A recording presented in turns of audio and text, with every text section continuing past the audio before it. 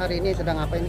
Hari ini aku lagi launching lagu perdana aku, judulnya Cerita Manis, yang didirect sama papaku sendiri, Lemmy Rosidi. Nah ini ada beberapa musisi legend yang ikut andil dalam single kamu ya? Iya, Kira-kira gimana perasaan kamu?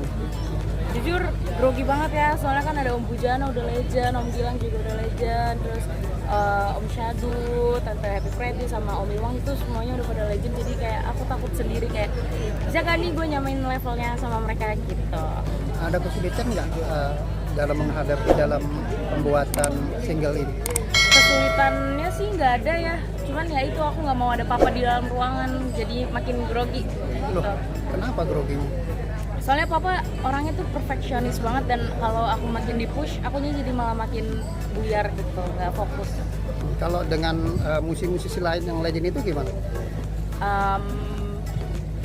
Waktu aku rekaman sih kebetulan nggak ada ya, jadi belum ngerasain langsung, cuman deg-degannya itu pas mereka dengerin suaranya aku gitu. Kayak jelek, nggak masuk sama kriteria mereka. Nah kira-kira berapa lama sih prosesnya dalam pembuatan lagu ini? Prosesnya cepet ya, dari Agustus itu rekamannya itu aku dulu, terus Om Bujana, Om Gilang dalam 1 hari, terus ada Tante Happy Pretty juga. Itu kalau untuk lagunya cepet, aku pun juga one take. Tapi yang lama itu di video klip sama di rilis lagunya aja.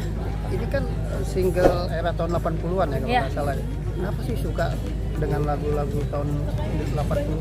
Sebenarnya nggak suka, ini juga bukan lagu yang tipe aku gitu. Aku udah pernah bilang juga sama papa, aku tolak, tapi papa nge-push kayak bisa kok, akhirnya ya udah dicoba dan emang bisa jadi. Ceritakan tentang apa sih Mbak?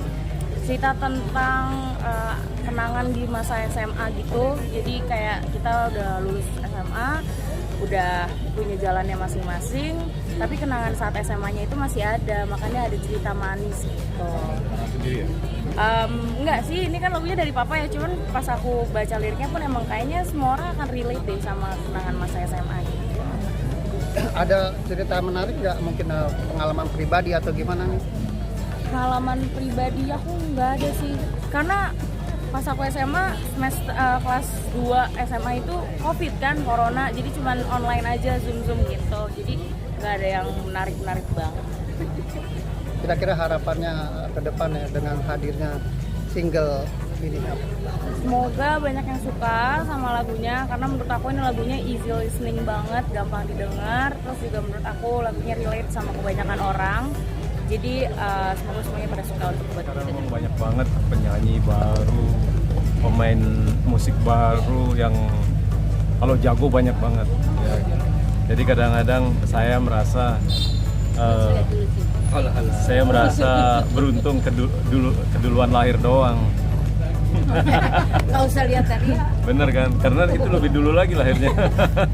Nah, awalnya bisa Gitu. bekerja sama seperti apa? Jadi kalau kita apalagi kemarin pandemi ya, 2-3 tahun kemarin ngelihat isinya di sosmed, wah gila, pemain yang sembunyi tiba-tiba muncul jago-jago banget gitu. Tapi dari sekian ada hal yang penting kan, untuk jadi sesuatu yang beda itu sulit juga gitu. Karena saking banyaknya yang bagus, ya harus cari yang paling unik. Ya berkaitan dengan launching hari ini, ya buat saya sih yang lagu yang ditampilkan Levi simple gitu aja. Jadi bukan menampilkan sesuatu yang sulit gitu ya. Menampilkan sesuatu yang apa adanya aja. Itu kan isinya juga tentang anak SMA, terus pengalaman sekolah, terus chord lagunya juga gampang. Kalau saya kenapa mau ngisi gitar, awalnya kan belum ada gitarnya dari Mas Lemmy ya, teman lama saya. Karena saya inget lagunya kayak zaman saya dulu 80-an gitu. Zaman saya masih sebelum Gigi jauh ya. Jadi session player, lagunya kan model-model gini. Jadi kayak balik lagi ke zaman itu. Dewa. kalau setiap lu ngisi gitar gitu, ngisi musik, lihat dulu nggak sih dari karakter vokal dulu atau apa? Ini dulu nggak? Atau emang Iyalah, ya kadang-kadang karena memang ya dulu kan pernah jadi session player.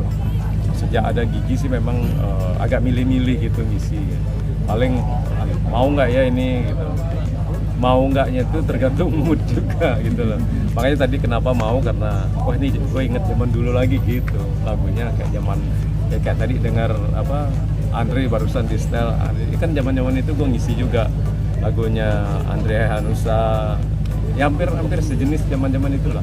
80 akhir ke 90 awal gitu. Nah kalau melihat dari Levi ini karakternya seperti apa sih? Suaranya ataupun lagu? Kalau saya lihat sih lebih memang ke pop ya karakternya. Sesuai dengan yang dia bilang memang nggak mungkin juga misalnya orang mikir saya main jazz gitu. Nggak mungkin juga dibawa ke sana kan memang lebih ke pop ya karakternya. Kemudian ada hal yang menarik di mana Levi anak-anak generasi sekarang kan bisa membawakan lagu-lagu era 80-an, bisa dibilang perkembangan dari teknologi digital, masalah YouTube segala macam. Bisa jadi karena memang digital kan lebih memudahkan. Tapi kalau ngomongin memang membawakan lagu-lagu lama, sebetulnya hal itu udah terjadi beberapa tahun terakhir ini ya, kayak zaman mulai Ardhito bawain musiknya kan tahun 40-an malah lebih lama lagi gitu loh. Emang kayak musik itu kan memang kalau dibilang kayak pakaian bener ya, balik lagi ke zaman dulu. Kita aja belum cut pray lagi nih, mungkin suatu waktu pasti akan ke sana gitu. Jadi ya kalau Levi ke sana ya pasti memang seleranya anak-anak sekarang mungkin ke situ ya.